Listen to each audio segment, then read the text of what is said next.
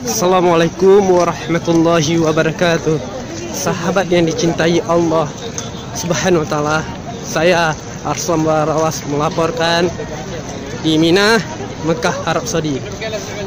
Sekarang kami ingin menuju Jamarat.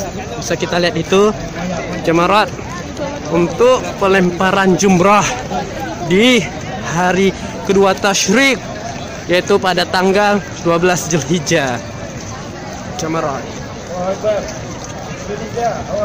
So, kita lihat kondisi di luar Jamarat. Ini para jamaah. Ada Ustaz Iqbal, Hasan, ada istrinya Dewi Safura Barawas, dan ada juga Khairun Hanif dan